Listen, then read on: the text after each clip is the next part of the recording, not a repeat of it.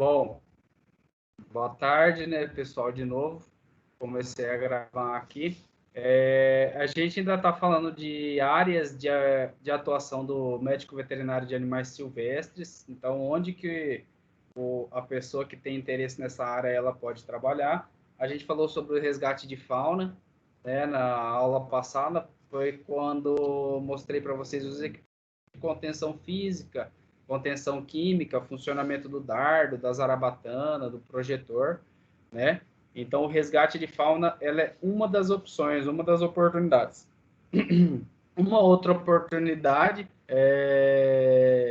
que a gente pode estar se inserindo aí nesse mercado são os CRAS, né? O CRAS é o Centro de Reabilitação de Animais Silvestres. A gente tem o privilégio de ter um aqui em Campo Grande.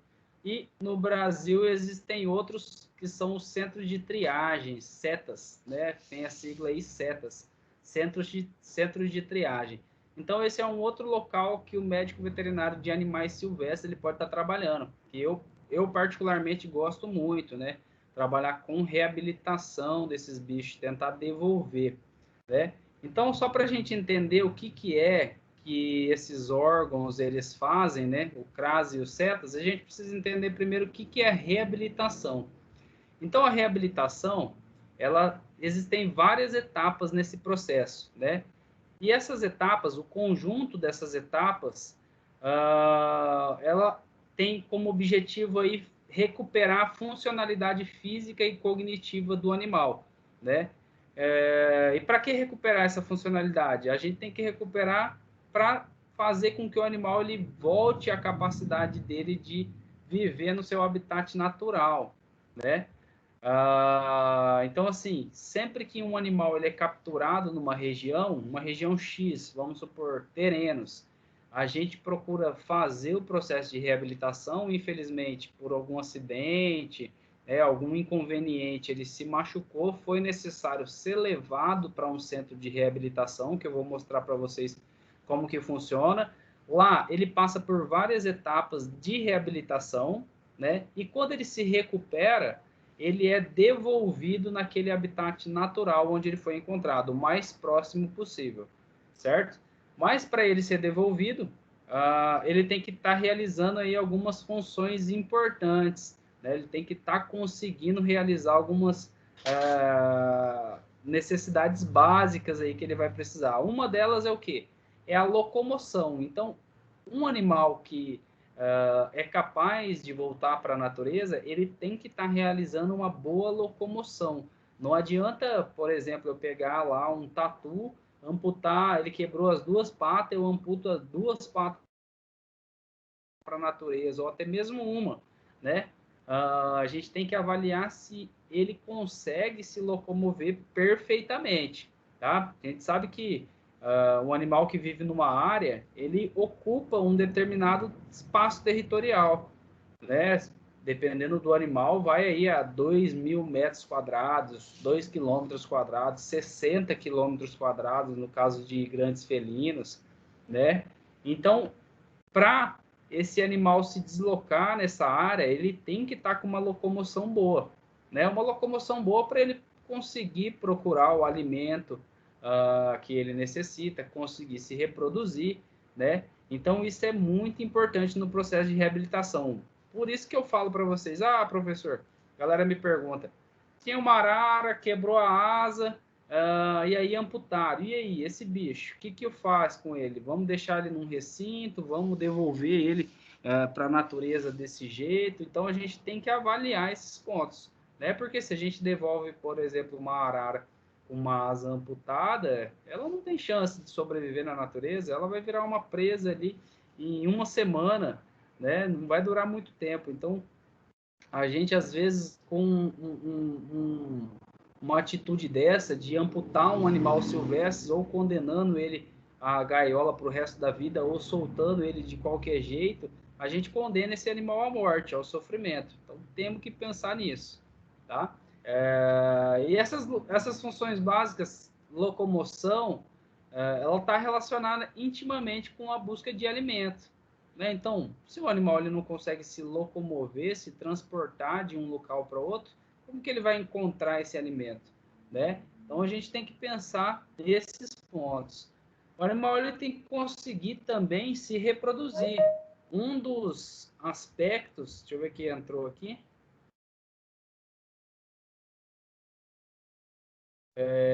Um dos aspectos, então, que mostra pra gente que o animal ele teve... Opa, deixa eu ver aqui.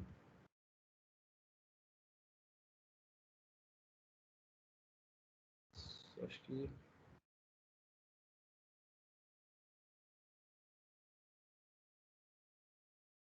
Bom, aqui. Então, um dos aspectos que mostram para a gente que o animal ele teve um sucesso na reabilitação é essa questão de... A gente considera que uma soltura ela foi eficaz quando depois de um tempo, depois de um ano, dois, né? Depende de animal para animal, mas aquele animal que foi solto, ele consegue se reproduzir. Então é isso que mostra para a gente que a reabilitação ela foi eficaz. Então, além da locomoção e da busca de alimento, esse animal ele tem que conseguir se reproduzir. Isso também está intimamente relacionado com conseguir se locomover, né? E também um outro aspecto importante é o que? O animal conseguir se defender, que está apto a ou fugir de um predador, se caso apareça um predador ali para entrar em conflito, ele tem que estar apto a fugir, escapar desse predador, ser humano ou outro animal, e também se ele não conseguir fugir, ele tem que estar apto a conseguir se defender, né? Então, isso são pontos importantes, são pontos chaves para a gente entender esse processo de reabilitação. O animal, para voltar para a natureza, depois de um processo de reabilitação, precisa, então, executar essas funções, tá? E aí, na reabilitação, existem duas etapas, tá? Então, a primeira etapa, que é a fase aguda, ela normalmente acontece dentro de um contexto hospitalar. Lembrando que isso aqui a gente já falou de resgate, né? Então eu já fui lá, já resgatei o animal que passou por um acidente, por exemplo, foi atropelado ou entrou em conflito com outro animal ou ser humano, se machucou, precisou de atendimento médico, a equipe foi lá, resgatou e trouxe para um centro de reabilitação, certo? Então, no centro de reabilitação, lá dentro, existem duas fases, duas etapas, né? A primeira etapa, ela também é considerada aí uma fase aguda, e ela ocorre geralmente num contexto hospitalar. Normalmente é dentro de um ambulatório ou uma quarentena. Vou explicar para vocês o que é uma quarentena, como que ela funciona e como deveria ser o ideal, né? A quarentena perfeita, pode dizer assim. Normalmente, nessa etapa, nessa fase aguda, a gente se concentra na reabilitação física e funcional do animal. Então, é aquele animal que está quebrado, prostrado, doente, estabilizar essa condição física. Então, se o animal não consegue se apoiar, a gente vai tentar entender o que está acontecendo e resolver esse problema, né, até conseguir que ele se apoie, se alimente sozinho, não sinta dor, etc. e tal, tá? Então, normalmente essa primeira etapa ela ocorre, dentro de um contexto hospitalar. São gaiolas, isso aqui são gaiolas dentro de uma quarentena, né? Os animais eles ficam individualizados. Eu vou mostrar isso para vocês mais para frente. E nesse momento aqui é onde a gente examina o animal, identifica o que está acontecendo com ele, né? Qual que foi o problema, o que está se passando com esse animal. Faz o procedimento de tratamento até que ele consiga passar para a próxima etapa. Então, normalmente ele fica nessas gaiolas que ficam dentro de quarentenas, né? Quarentenas, elas são salas fechadas, onde o animal que entra ali, ele fica por um período de quarentena, né?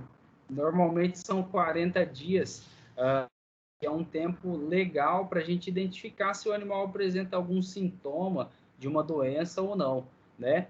Geralmente a quarentena ela é um mecanismo de prevenção também para evitar que um animal chegue contaminado com uma doença séria, uma clamidiose, uma salmonelose, um bornavírus, por exemplo. Então, esse animal que está contaminado, a gente tem que manter ele em quarentena, né, para que evite de que ele transfira essa doença, né, passe essa doença para outros animais que estão saudáveis lá no recinto, tá? Então, geralmente uma quarentena sonho de consumo seria um corredor parecido com esse, né? Esse é uma quarentena de um cetas lá de São Paulo, um cetas que ele é referência, e a quarentena deles ela é bem fechada, bem vedada, onde tem várias salas, e aí entra durante um período animais em uma sala, aí depois eles isolam essa sala, fica no período de quarentena, eles liberam outra, e assim eles vão usando uma de cada vez até liberar a primeira, até aquela primeira sala completar aqueles dias de quarentena, né? Então é mais ou menos dessa forma. E aí, depois desse período que o animal passa nessa quarentena, né, que ele restabeleceu aquela condição física, conseguiu resolver o problema que o animal estava passando, o animal está apto, então, a ir para a segunda fase, né, que a gente chama de fase pós-aguda, né? A função, o objetivo dessa segunda fase é capacitar o animal a executar funções básicas que ele precisa tá conseguindo realizar, né, que são aquelas primeiras funções que eu falei para vocês. Então, essa segunda fase é como se fosse um treinamento, né? E ela pode durar aí muito tempo, às vezes meses, né? Alguns meses. Por quê? Porque é onde o animal ele vai voltar a exercitar a musculatura que está atrofiada, por ele ficar vários dias dentro de uma gaiola fazendo o tratamento, né? Ele vai conseguir reparar o sistema respiratório dele, o preparo físico, né? Imagina aí uma ave que está muitos dias sem voar, né? Então com aquela musculatura peitoral responsável pelo voo atrofiada, e aí esse animal ele precisa voltar para a natureza, mas antes disso ele tem que fazer um treinamento. Por quê? Porque se eu solto esse animal de qualquer forma ali, apenas solto ele depois de ele ter ficado um tempo dentro de uma gaiola, esse animal ele não vai ter preparo físico para voar grandes distâncias. Então, rapidamente ele vai encontrar um local para pousar, e às vezes ele pousa numa casa, ele pousa e vem um predador, vem um cachorro, vem um lobo, vem qualquer animal e preda esse bicho. Então, por isso é importante a gente dar para essa segunda fase, né, que é a fase de treinamento do animal, tá? Normalmente, ó, as aves, elas ficam em recintos como esse. Esses são recintos de treinamento de voo, né? Esse é um recinto até que é um exemplo, sonho de consumo, que inclusive todos os CETAs e centros de reabilitação tinham que ter recintos de voo parecidos com esse na questão de tamanho, né? Que propicia aí um bom treinamento para a ave, para ela ir de um lado para o outro, né? Então esses recintos eles são muito importantes, eles são recintos de treinamento, né? O recinto de treinamento normalmente você coloca poleiros nas pontas do recinto, então ele geralmente é um recinto de comprido, né? Onde o animal ele consegue, você coloca poleiro nas pontas, então ele consegue voar de um local para o outro, exercitando essa musculatura, né? Fortalecendo essa musculatura. Existem também recintos para felinos, né, que são recintos grandes, né? O treinamento de onça ele já é um pouquinho mais complicado, ele necessita de um recinto bem maior para aquela onça para que aquela onça faça um exercício, né, possa correr, exercitar, fortalecer também a musculatura, tá? Então são recintos mais específicos, eu vou mostrar para vocês mais para frente ali. Então são recintos como esse, isso é uma foto do CRAS, essas fotos aqui são da Green Farm, né, uma fazenda que contribui com o cuidado dos animais silvestres ali no sul do estado, e essa é uma foto dos recintos do CRAS na época que eu trabalhava lá, em 2017, tá? Então, Quando o animal está nessa segunda etapa, também é muito importante que o médico veterinário acompanhe esse bicho, né? Não apenas transfira ele para um recinto externo e deixe ele lá. Então, todos os dias é importante que o veterinário ele passe a fazer uma ronda, né? Examinar o animal, calcular se ele está ganhando peso, se ele está perdendo peso, se ele está conseguindo voar, ou se ele só fica no chão. Então a gente tem que fazer uma campanha desse. Mas são muitos animais, principalmente em centro de reabilitação. Exatamente, são muitos animais. Por isso, mais ainda, a gente tem que estar atento com esses pontos, né? E cada animal, ele tem uma necessidade individual. E isso a gente tem que saber também. Como veterinário de animais silvestres, a gente tem que saber se aquele bicho que a gente está tratando, né, por exemplo, esse aqui é um jupará, é um animal que ele não tem na nossa região, tem só em bioma amazônico. A gente, quando trata de um bicho diferente, né, a gente tem que saber se esse animal ele tem comportamento solitário, ou se ele vive em casal ou vive em bando, se ele é onívoro, se ele é carnívoro, se ele tem comportamento arborícola ou é terrestre, né? Então esses pontos eles são bem importantes até para a gente melhorar esse ponto de reabilitação, né? Colocar atividades ali, alimentação de acordo com o comportamento natural do animal, né? Eu gosto bastante de mostrar essa foto aqui, ó, que é um bugio, onde ele estava em um recinto que não tinha puleiro nenhum, não tinha galhos. Então, o que a gente imagina? Imagina um macaco, né, que é um animal arborícola, ele está em processo de reabilitação, e aí você deixa esse animal em um recinto sem enriquecimento ambiental nenhum. Então, esse processo de reabilitação, ele está sendo efetivo ou não? Né? A gente tem que começar a pensar nesses pontos. Então, quem trabalha com reabilitação tem que ser uma pessoa observadora, né? Que vai observar o animal, vai entender do comportamento natural daquele bicho e vai agir de uma forma com que dentro do recinto ele todas as necessidades supridas da melhor forma possível. Então, teria aqui, por exemplo, que ter puleiro, alimentação alta, nunca alimentação no chão, principalmente para primata. Por quê? Porque esse é um animal que come no alto, come na árvore, né? Então, a reabilitação ela é um processo que é complexo, não é uma coisa muito fácil. Vai ali, dá um analgésico, dá um anti-inflamatório, deixa o animal na gaiola e pronto, agora solta. Não, várias etapas para serem cumpridas para que o trabalho seja feito com qualidade, né? E aí, geralmente, quem trabalha com reabilitação é uma equipe, né? Não é uma pessoa só, não é só um veterinário. Você que for trabalhar com isso, você vai participar de uma equipe que normalmente ela é multidisciplinar. Então, ela conta ali com biólogos, outros veterinários especialistas em outras áreas, né? E cada um, ele dá uma ajudada em um ponto. Né? Então, tem a galera do diagnóstico, tem a galera que é clínica, tem a galera que é cirurgiã, né? Tem o pessoal ali dos biólogos que mexem com manejo, os zootecnistas que mexem com alimentação. Então, geralmente é uma equipe multidisciplinar. Por exemplo, aqui tinham biólogos, dois veterinários aqui trabalhando junto na contenção de uma preguiça, coleta de material, fazendo a biometria, que é todo o trabalho que a gente faz dentro de um centro de reabilitação, né? Eu vou mostrar isso para vocês mais especificamente, tá? Então são fotos, ó, para ilustrar a equipe, né? Geralmente a gente trabalha com equipe, não é só uma equipe de formados, biólogos e veterinários.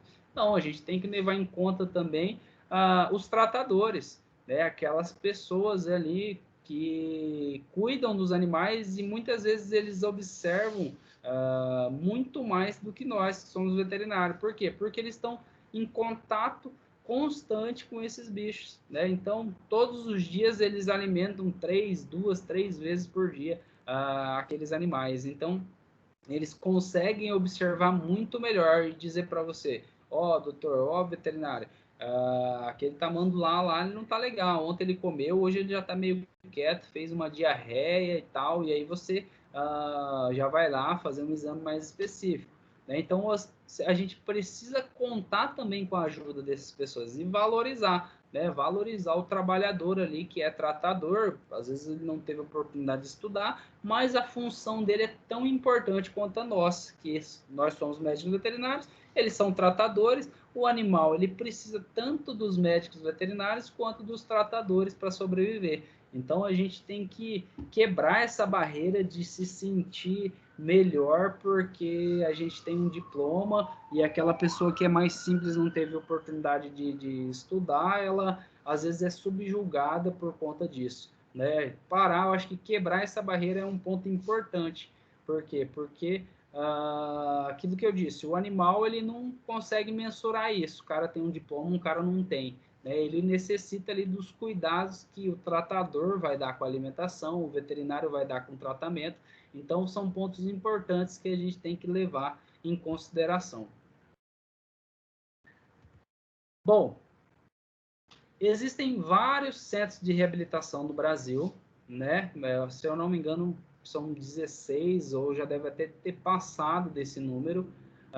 Eu peguei aqui a logo dos mais conhecidos, né? Então tem o Semacas de São Paulo, tem o Setas de Jundiaí, qual que é a logo dele, se eu não me engano, eu acho que é essa aqui.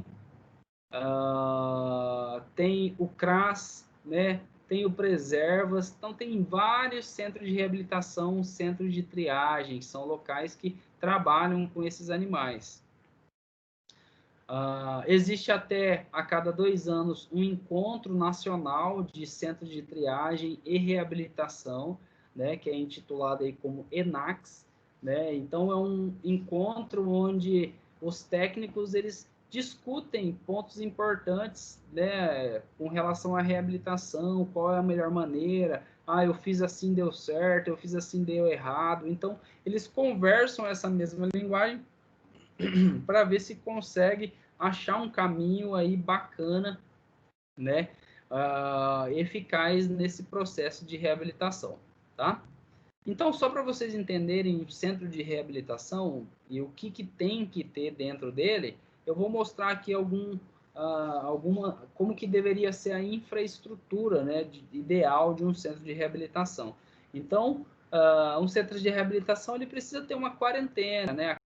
Como eu expliquei, são aquelas salas onde alguns animais eles chegam, ficam por um período de quarentena até ser liberado dessa quarentena, ser constatado que ele não tinha nenhuma doença grave e que não corre risco de transmissão para outros animais. Então, a quarentena ela é importante por esse ponto, né? O ideal seria uma quarentena como essa, com muitas salas, onde por um determinado tempo a gente mantia essa sala aberta, a primeira, vamos supor, e eu deixo aberta ela por 7 dias. Né? Na outra semana eu fecho ela, pronto, nenhum animal mais entra aqui. Essa sala ela está de quarentena e eu libero uma outra sala. Aí todos os animais que chegarem nesse novo período, eles são introduzidos nessa sala, né? Depois de um tempo, 7 dias, a gente fecha essa sala, abre outra. Então essas duas salas aqui elas ficam no período de quarentena. Assim que tiver feito todo o ciclo, né, que der a volta aqui nas salas, quando chegar nessa última, essa primeira ela já está liberada e aberta para a entrada de novos animais. Então esse seria um sistema legal de quarentena, o ideal, sonho de consumo que eu não vejo aqui no Brasil. Né? Aqui ainda não tem esse sistema, porque também não é um sistema barato. Né? É um sistema caro para você introduzir um prédio, uma infraestrutura dessa, com equipamentos em cada sala e etc. e tal. Né? Mas é o sonho de consumo que deveria existir já, baseado aí em tanto recurso e tecnologia que a gente já domina, né? A gente como ser humano já domina. Mas quem cuida da grana para investir nisso talvez não tenha interesse, né? Ou talvez está roubando muito lá e não tem dinheiro para fazer esse tipo de serviço, né? Mas a gente tem que pensar nesses pontos. Então, dentro dessas salas aqui, o ideal seria que existissem gaiolas como essas, ó. Essas gaiolas aqui, para os animais ficarem individualmente, né? Então vocês percebem que a gaiola ela tem uma identificação, né? Onde também acompanha o prontuário do animal. Então, ó, esse prontuário tem todo o histórico do animal, é uma ficha clínica, né, com toda a medicação, onde ele foi encontrado, qual é o problema e qual está sendo o tratamento por quantos dias, né? E durante esse período de quarentena, esse animal recebe esse tratamento até estar apto a ir para o recinto externo, o recinto de treinamento de voo, tá? Se for uma ave, no caso, ou recinto de treinamento, dependendo do animal. É importante que nesse centro de reabilitação tenha uma sala de emergência, né? Levando em consideração aí que muitos animais eles chegam por conta de uma emergência, um atropelamento, coisas do tipo, né? Então é importante que seja uma sala equipada ali com equipamentos de emergência.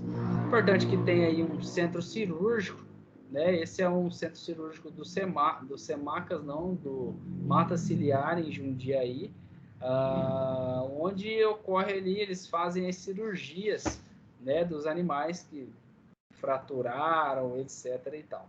Aqui um exemplo, já mostrei para vocês, eu acho essa Seriema, que fez uma cirurgia, né? Então, o centro cirúrgico dentro de um centro de reabilitação, ele é muito importante. Por quê? Porque existe muito animal ali quebrado, que vai ser necessário realizar uma cirurgia, muitas vezes uma cirurgia ortopédica. Então, é importante quem quiser com animais silvestres focar também numa área de, bom, eu quero ser clínico, não, eu quero ser cirurgião ortopédico, né? Eu quero trabalhar com um laboratório. Então, é legal pensar já nesses pontos, afunilar cada vez mais, tá? Mais uma foto do centro cirúrgico, né? Aqui a gente fazendo um check-up dessa onça parda, tá? É importante que tenha também uma sala de diagnóstico, né? Uma sala de raio-x. Para quê? Para a gente estar aí sempre fazendo, né? Realizando o raio-x dessa bicharada que está chegando ali traumatizada, atropelada, sofreu um incidente com o ser, né? E o ultrassom é a mesma coisa. Essa sala, né? Para realizar exames de ultrassom e raio-x é super importante para a gente fechar um diagnóstico. Importante que tenha também um laboratório ou uma parceria com um laboratório para estar realizando aí exames específicos, né? Um hemograma, um ultrassom, um hemograma, uma análise bioquímica, renal, hepática, para a gente estar entendendo aí o que está acontecendo com esse animal, se ele está com uma doença infecto-contagiosa ou não, se é só um trauma mesmo. Então, são detalhes importantes aí que a gente precisa tá debatendo e está pedindo, né, que esses centros, principalmente os centros do Estado, eles invistam, né, investir nessa área é muito importante. Importante que tenha uma cozinha para preparação dos alimentos, né, para que o animal aí ele se alimente do melhor que existe, baseado naquela alimentação dele, né? Então, assim, existem animais que são onívoros generalistas, outros animais eles são somente insetívoros, outros animais eles comem somente carne. Então, nessa cozinha de preparação de alimentos é feita essa separação de dieta, né, de cada animal, cada espécie, tá? Importante que tenha aí uma sala de filhotes, né? Essa sala normalmente chegam os filhotes órfãos, né? Onde os pais tiveram um incidente, vieram a óbito e aí sobraram os filhotes. Esses filhotes eles são encaminhados, né, para o centro de reabilitação, onde tem todo um cuidado especial para tentar não domesticar esses animais, né? E para que eles tenham aí uma de voltar para a natureza, ou seja, para um centro de pesquisa que mexe com reprodução, né, alguma coisa do tipo, mas é importante então que tenha uma sala de filhotes. Isso aqui eu trago para vocês, que é muito comum aqui na nossa cidade, em Campo Grande, ter, né, ali por volta de outubro, novembro, a apreensão dos filhotes de papagaio. Então, o recorde, se eu não me engano, foram 1.200 filhotes em um ano.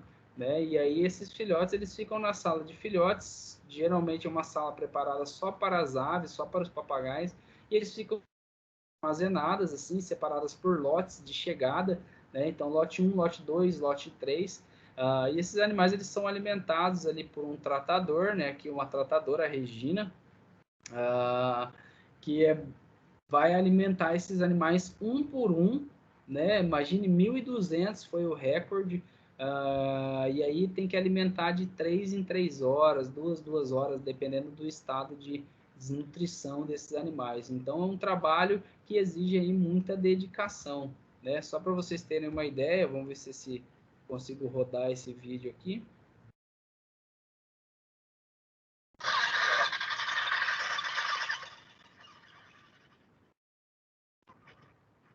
Então essa é a vocalização animais quando eles estão com fome, né, pedindo alimento. Então imagina aí 1.000 filhotes desses no ouvido pedindo essa alimentação aí que é feita de 3 em 3 horas.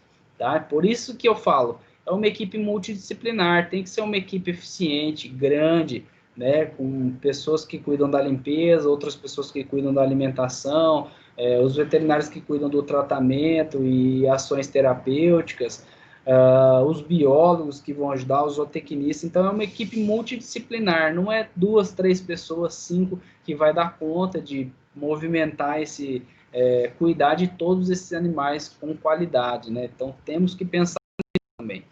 Importante aí que tem um biotério, né? O biotério é aquele local onde a gente consegue produzir animais que servem de alimento para os animais. Por exemplo, animais insetívoros, o que eles vão se alimentar? Eles vão se alimentar de baratas, né, de algumas aves, por exemplo, as aves de rapina, coruja, eles vão se alimentar aí de camundongos, né, de preferência os camundongos escuros, né, principalmente quando a gente vai fazer um treinamento com aves, é importante que a gente utilize os camundongos escuros. Por quê? Porque são os camundongos, a coloração que o animal vai encontrar na natureza, né? Se a gente acostuma ele a treinar com o camundongo branco, muitas vezes ele não consegue identificar a presa na natureza. Por quê? Porque a presa é de outra coloração, né? Então, tem que ter esse biotério de acordo com aquele programa de reabilitação, tá? Se não tiver, lógico, né? Não, mas eu não tenho o camundongo escuro, né? E não tem uma outra opção, tudo bem, né? A gente consegue aí também fornecer essa presa como fonte de alimento, de nutrientes ali. Bom, e aí, todo animal que ele chega no centro de reabilitação, ele recebe uma ficha clínica, tá? Onde ele vai ter aí um RG, né, o nome popular e o nome científico, vai ser preenchido o local de origem onde esse animal ele foi encontrado. Isso é muito importante, por quê? Porque esse animal, quando ele for devolvido à natureza, ele vai ser devolvido na mesma região de onde ele foi encontrado. Então, a gente tem que prestar atenção nisso, tem que perguntar para a pessoa que está entregando o animal onde o animal ele foi encontrado, tá? De preferência, se conseguisse tirar um ponto de GPS, seria perfeito, tá? E aqui a gente anota aí o histórico. O animal ele foi atropelado, foi encontrado bem, foi encontrado saudável, estava dentro da churrasqueira, qualquer coisa. Qualquer coisa que foi dita ali, que saibam do animal, é importante que anote, né? E aí a gente vai anotar aí o estado de saúde, comportamento, se está bom, se está regular, se está ruim, né? As datas, data de entrada, data da quarentena, quando ele foi para a quarentena. E lá a gente faz todo esse preenchimento. Se é depois do exame físico, vai identificar se é macho, se é fêmea, se é não identificado, se ele é filhote, jovem, adulto, né? Normalmente a gente marca um animal com um microchip, né? E a gente consegue anotar a numeração desse microchip. A gente geralmente pesa o animal na chegada e na saída para comparar se esse animal ele teve um ganho de peso ou se não, ele perdeu peso. Isso é importante para comparar se... Bom, pessoal, para comparar se o animal está, aquele processo de reabilitação está sendo eficaz ou não, né? E também a temperatura, né? É importante, então, saber qual que é o normal de cada animal. Por exemplo, uma ave a gente sabe que pode chegar aí até 41, 42 graus. Já um réptil, ele não tem temperatura baseada ali com a temperatura ambiente. Então, são pontos aí que a gente tem que estar ligado quando examina um animal silvestre, né?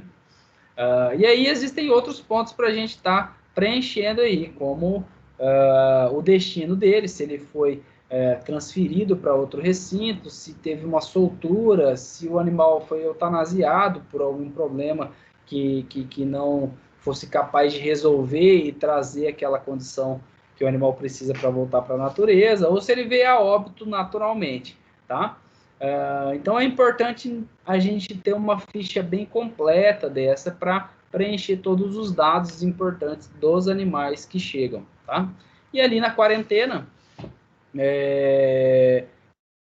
a gente vai tratar o animal. Para isso a gente precisa pesar, né? Até para calcular as doses de medicação, frequência, etc. Então a gente pesa o animal. Aqui na foto eu pesando uma preguiça, né? Usando essas balanças do tipo pesola. E aí a gente vai fazer o exame físico do animal. Então vai aferir temperatura, aferir frequência cardíaca,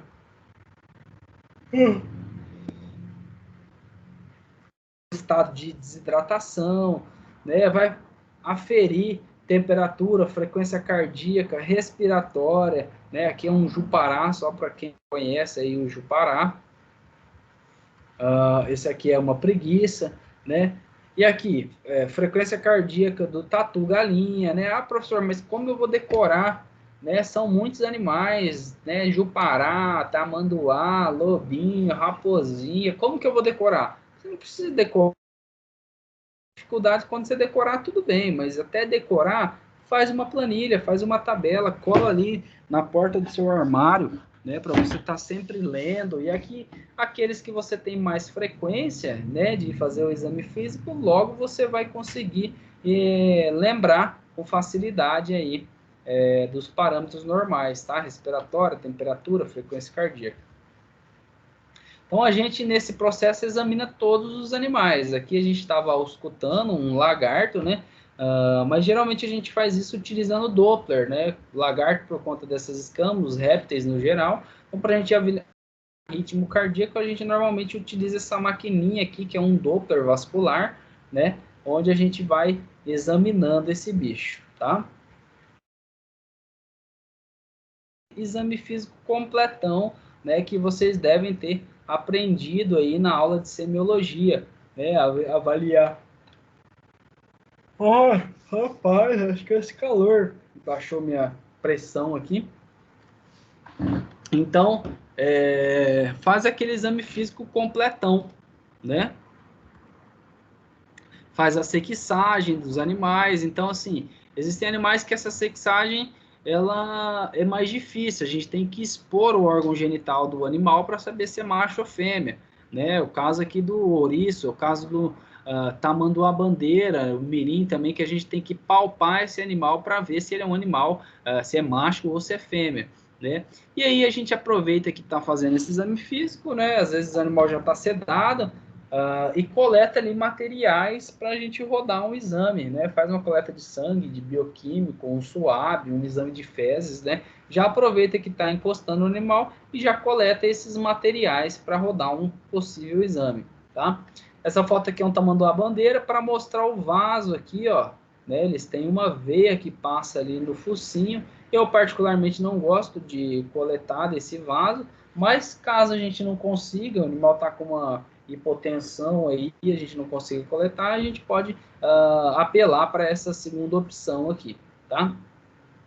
Então aqui fotos examinando os animais e fazendo os procedimentos veterinários, suturando uma lesão, né, que causada por às vezes abrasão, atropelamento, faz uma tala para o animal que está quebrado, né, a asa, faz uma avaliação se aquela asa tem chance de recuperação ou se não. Então a gente faz todo esse exame físico, então cuidando de todos os animais que chegam ali no centro de reabilitação, né?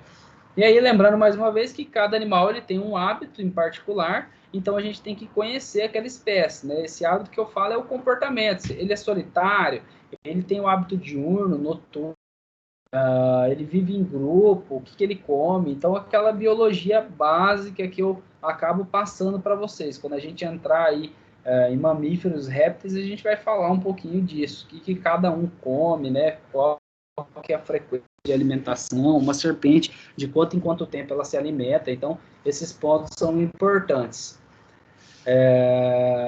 Aqui só mais algumas fotos, então, para ilustrar todo esse trabalho, né, que é feito aqui já no recinto externo, né, onde o animal ele já foi para o treinamento. Então, todo dia, 2 vezes ao dia, de manhã e de tarde, é importante que a equipe vai lá, da equipe, de preferência, a mesma pessoa cuide daquele animal e desse processo de reabilitação, vai lá fazer o treinamento, né? E fazer esse animal exercitar, correr, voar, seja o que for, tá? Então, isso a gente faz com todos os animais, beleza?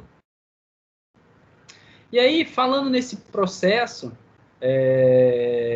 de reabilitação, é importante a gente tentar entender por que esses animais eles foram parar ali, né? Então, o que está acontecendo que os animais eles estão indo parar no centro de reabilitação? Então, uma boa parte desses animais que vão parar no CETAS ou no centro de reabilitação, eles sofrem por lesões traumáticas que são causadas aí pelo atropelamento, né? Então, uma grande parte não sobrevive, né? Uma porcentagem que sobrevive acaba se arrastando para a mata e a gente não consegue identificar, mas uma pequena porcentagem ainda é encontrada viva e redirecionada para o CRAS. É o caso daquele lobo-guará, já mostrei esse vídeo para vocês, eu tenho ele no YouTube. Então, quem não assistiu, tem nas aulas também, pode assistir. É um animal que foi atropelado e a gente conseguiu encontrar ele, infelizmente, 2 patas quebradas e fratura exposta há muitos dias, já com início de osteomielite. Então, era um animal que, infelizmente, ele não teve chance de recuperação, né? Mas existem muitos casos legais, pontos positivos, como desse tamanduá-mirim, que foi atropelado, fraturou os 2 braços, né? Ele passou por uma cirurgia onde foi colocado pino, placa, cerclagem nos 2 braços e pouco tempo depois, ele já estava no processo de reabilitação e treinamento, né? Fortalecendo a musculatura aí, a fim de restabelecer o funcionamento daqueles membros, né?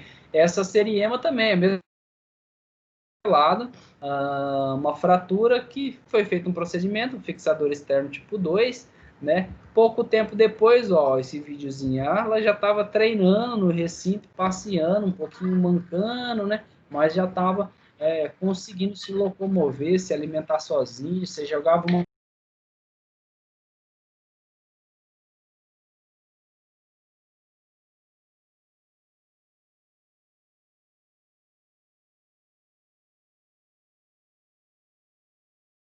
sucesso nesse processo de reabilitação. Aqui um outro exemplo, né? Uma raposinha, então ela teve uma fratura feia aqui, cara, mas foi feita uma cirurgia, colocada aí um pino intramedular, e aí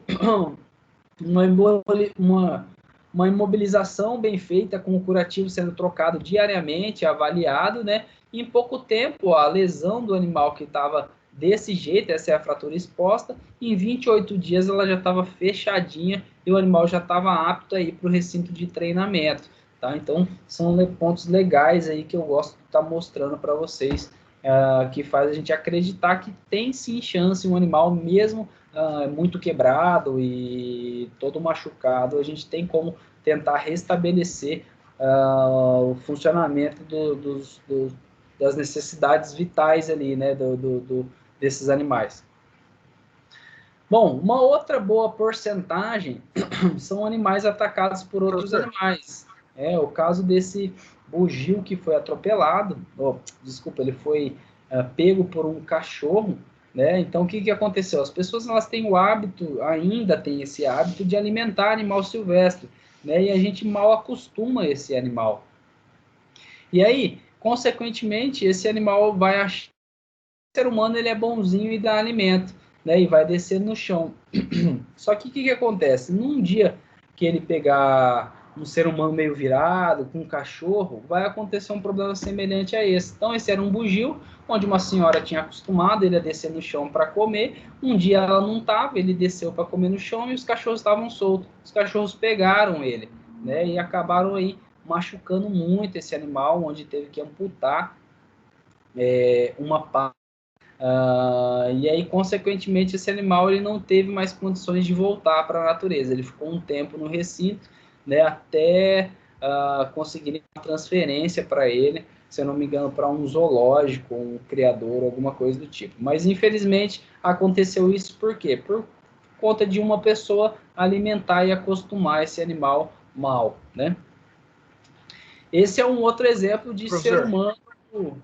Opa, tudo bom? e a questão desses animais zoológicos aí que fica 15, 16 anos aí? Essa reabilitação não existe, né, cara? É difícil, né? Não, que fica muito tempo fechado, né? Aí ele já não vai ter condições de voltar mais para a natureza. Ele daí fica no zoológico para participar de programas de conservação, né? Lógico, existem vários tipos de zoológicos, zoológicos muito bons e zoológicos ruins. Os zoológicos que são muito bons, eles utilizam esses animais para fazer estudo de recuperar a espécie. Por exemplo, um leão que é raro, uma subespécie, então eles utilizam para reproduzir e os filhotes eles tentam reintroduzir na natureza, né? Então, os zoológicos sérios eles fazem esse tipo de trabalho. A gente até vai conversar um pouquinho Existe sobre isso. uma coleta de sêmen, um armazenamento, assim, igual acontece com o touro? No caso, Existe, sim. Existe até aqui no estado um cara lá da Universidade Federal que ele faz coleta de onça. Então ele captura onça em vida livre, vai nos zoológicos e ele tem um banco de sêmen e óvulos também. Acho que ele está começando a recolher óvulos justamente com essa intenção de tentar fazer com que a espécie não seja perdida, né? Tem um monte de bicho aí por conta desse desmatamento, queimada, perda de habitat, tem muito bicho que está correndo risco de extinção. Então os pesquisadores eles estão correndo atrás para ver se consegue revigorar a espécie. Não deixa, né, igual tem lá na África o último indivíduo de rinoceronte branco, né? Então eles já estão no limite. Aí a galera pesquisadora tenta revigorar a espécie desses bichos, né? putz, que Trabalhando com massa. reprodução no caso. Eu não sabia que existia esse trabalho. Nunca não tinha. Não é Tem, divulgado, né? tem, tem. Então, tem pouca divulgação mesmo, mas existe. Tem muito zoológico bom que trabalha com isso. Aí, ó, esse aqui é um outro caso de, até brinco, um ser humano bem filha da mãe, né, que ignorante na real, que não tem conhecimento das coisas, que viu um tamanduá mirim, pegou o facão e foi lá bater o facão no tamanduá. Então, ó, o cara cortou a cauda do tamanduá, lembrando que esse tamanduá é um tamanduá arborícola, então ele depende da cauda, né, para subir nas árvores. E aí bateu o facão no dorso dele aqui, cortou tudo, bicho, né? Esse é um bicho que também tem dificuldade agora de voltar para a natureza. Por quê? Porque ele não vai conseguir subir nas árvores com a agilidade que antes ele tinha, né? Então a gente tem que pensar nesses pontos e instruir aquele vizinho que às vezes não tem conhecimento, o cara é meio ignorante, gosta de matar bicho, gosta de caçar e tal. E aí, pô, jogar uma ideia no cara de, pô, não tem necessidade disso, cara. Você quer dar um tiro, entra num clube de tiro, vai fazer outra coisa, vai entrar numa luta para descarregar essa raiva, tomar um pau lá na academia, fazer qualquer coisa, mas não precisa você pegar o facão e bater num bicho que às vezes é inocente, né? Não tem essa necessidade. Olha um outro exemplo aqui. O cara deu um tiro na arara, né? E a tiro pegou aqui no bico, ó, mutilou o bico da arara. Então, assim, pô, é um animal tão bonito, né? A gente mora num lugar muito privilegiado de poder ver esses bichos voando aqui na cidade, mas aí tem uma galera que é meio ignorante e ainda tem esse tipo de atitude aqui, de pegar o bicho mutilar, dar um tiro, etc. E tal. Então, são esses tipos de casos que vão parar lá no CRAS, né, lá na habilitação. Existem casos aí também de animal saudável que foi parar numa escola de saúde, na rua, e aí a equipe vai lá, busca esse bicho e normalmente, se ele está saudável, já leva direto para um ponto de soltura, uma fazenda cadastrada, para evitar com que esse animal ele fique de quarentena, corra o risco de contrair alguma doença dentro de um centro de reabilitação desses, né? Mas também são vítimas do tráfico, né? Então aqui o estado ele é praticamente recordista. Todo ano a gente tem apreensão de papagaio. Isso é uma máfia muito grande, né? A terceira atividade que faz mais circular dinheiro, perdendo aí só para o tráfico de drogas e o tráfico de armas. Então o tráfico de animais ele entra nessa briga aí de ranking, né? Estão sempre disputando aí os 3 primeiros lugares. E só para vocês saberem, a cada papagaio que a gente conhece que está vivo na casa de um vizinho, da mãe, da avó, antigamente tinha muito papagaio, né? Hoje, graças a Deus, diminuiu esse mercado, mas ainda existe. E só para vocês, papagaio vivo move, papagaios morrem, né? Por quê? Porque o meio de transporte, como eles são carregados de um lugar para o outro, é muito ruim. Então, a chance de sobrevivência de um filhote nessas condições, ela é muito baixa, né? Então, acaba acontecendo esses problemas. Olha aqui, vítimas do tráfico que ficaram anos com uma pessoa, 20, 30 anos, e um dia a pessoa fala, bom, fiquei com dó do meu bicho, queria ver ele de volta para a natureza. Ele viveu 20 anos dentro de uma gaiola dessa, e agora ela quer ver o animal na natureza, voando, passando, né, se alimentando, feliz e tal. É possível isso? E aí eu digo para vocês que não é possível mais. Por quê? Porque esse animal agora ele virou um animal, né? Então ele está acostumado de manhã cedo você alimentar ele, de tarde alimentar de novo, está acostumado alguém ir lá conversar, fazer um carinho. Como ele vai sobreviver no meio selvagem de novo? O seu meio selvagem ele não é fácil, você tem que procurar seu alimento, você tem que estar atento, fugindo de predador que quer te comer toda hora. Então, assim, um animal doméstico não tem essas mesma destreza, sagacidade de um animal que cresceu no meio selvagem, né? Então é muito comum isso acontecer também. E aí muitas vezes o animal ele vem assim, ó, todo mutilado, né, com sinais de estresse, com manejo inadequado, uma alimentação inadequada. Então, como que a gente vai conseguir reabilitar um animal desse? Com a pena das asas cortadas, né? Só para vocês terem uma ideia, quando a gente corta a pena da ave para ela não voar, essa pena vai demorar 1 ano para crescer de novo. Então, imagina a gente entregar um animal, esse aqui é um animal silvestre, uma jandaia estrela, que alguém encontrou, quis criar em casa, cortou a asa, mas aí depois pensou bem e falou, ah, não, melhor eu devolver, tá dando muito trabalho, tem que comprar comida, gaiola, e aí a pessoa resolve devolver esse animal, né? O animal que já está comendo mal, com a asa cortada, e aí como que a gente vai devolver esse animal para a natureza, né? Essa pena aqui ela vai demorar 1 ano para crescer de novo, né? Então, olha como é demorado esse processo de recuperação. E aí muitas vezes chega caso como esse, a pessoa fala, não, quero ver meu animal na natureza. E aí eu trago esse vídeo, né, faço uma brincadeira, mas como a gente vai devolver um animal desse para a natureza? Ó?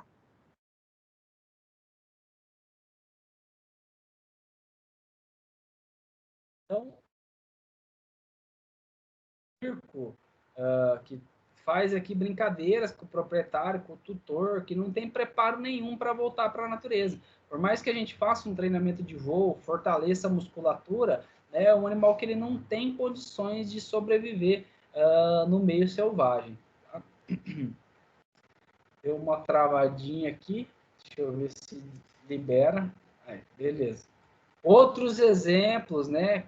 Jabuti, um jabuti com distensão, né, com retenção de ovos, né? Um caso, é um animal doméstico também que veio com esse problema, onde a gente teve que fazer essa cirurgia para evitar com que o animal viesse a óbito, né? Então teve que fazer praticamente uma ortopédica aqui, né? retirar o plastrão, uma parte do plastrão, retirar esses ovos, né, e fazer todo esse processo, né, para que o animal ele fosse reabilitado de uma certa forma, tá? Então, no centro de reabilitação, a gente também faz ali a marcação, né, com o microchip de todos os animais que chegam. Então, é um microchip parecido com um grão de arroz, ó, onde a gente aplica no animal por via subcutânea, né? E ela tem aí um leitor de microchip, onde a gente consegue ler e identificar se esse animal, a numeração desse animal. Isso é acrescentado lá naquela ficha dele, né? E aí a gente faz esse microchip aí em todos os animais que chegam, répteis, aves tem um microchip menor do que esse, né? A gente utiliza anilhas também, dependendo do lugar utiliza só anilha, dependendo do lugar eles utilizam um microchip. E nas serpentes, mamíferos, em todos os animais a gente utiliza então esses microchips para marcar o bicho, tá? Em algumas equipes de resgate, consultoria, é feito aqui a marcação por brinco, né, na orelha do animal para tentar um monitoramento pós-soltura. Inclusive os morcegos quando é utilizado o brinco, esse brinco é colocado nas duas asas, para quê? Para equilibrar o animal, né? Porque ele é um animal voador, então ele tem que estar extremamente equilibrado, né? Se ele tiver com mais peso de um lado, com certeza o voo dele não vai ser tão eficaz. É igual um avião, se tiver mais peso de um lado, né, uma asa tiver com problema, ele não vai ter um voo aí tão eficaz. No caso das aves, a gente utiliza essas anilhas, ó. As anilhas, então, elas são para marcar o animal. Existem vários tipos de anilha, para ave grande, ave pequena. Geralmente elas têm uma numeração, né? Aves pequenas, então a gente tem uma certa delicadeza para colocar essa anilha sem machucar o bicho, né? Porque geralmente ela é utilizada um alicate, e se a gente colocar força demais nesse alicate, corre o risco de quebrar a pata desse bicho, né? Então são pontos aí que a gente tem que estar pensando. No caso de anfíbios, às vezes é utilizado o elastômero, né? Então esse é o modo de marcação desses bichos, tá? E aí depois que marcou, o animal passa para a mão dos biólogos, a gente acaba contribuindo, onde identificar espécies. Então, a espécie, a subespécie, elas diferenciam por tamanho, quantidade de escamas, uma jiboia da outra. Então, geralmente, os biólogos eles têm uma chave de identificação e eles fazem toda essa biometria, né, que é medir o corpo do animal, tentando identificar aí qual que é a espécie do bicho. Tá? E aí mede pata, é uma tabelinha que a gente vai seguindo, só para a gente identificar. E aí, depois que fez isso, os animais eles vão lá para o recinto de voo, treinamento de voo, tá? Para praticar o exercício, né? A fim de ele conseguir restabelecer aquela musculatura e preparo físico para ser devolvido para a natureza. Beleza?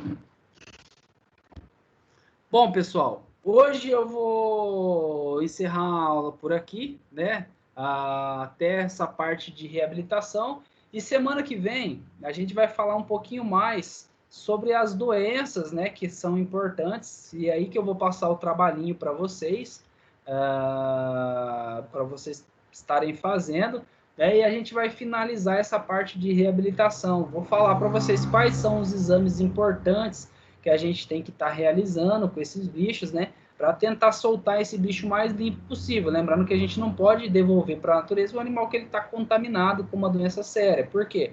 Porque senão ele vai contaminar os outros animais que vivem naquela região, né? Vai ser um problema muito maior, tá? Então, assim, é muito pano para manga, é muita informação. E aí eu vou com calma aí com vocês para que vocês possam estar acompanhando e pegando isso da melhor forma possível. Beleza? Então, na semana que vem, a gente continua essa nossa aula para terminar esse processo de reabilitação e começa também a falar dos zoológicos, tá? Que são os zoológicos, como eles trabalham, quais são as funções ali no zoológico que a gente pode estar realizando. Beleza? Não sei se vocês estão ainda por aí, Rafael, Alexandre, mas é isso. A gente encerra por aqui. E aí, semana que vem, a gente dá continuidade. Beleza?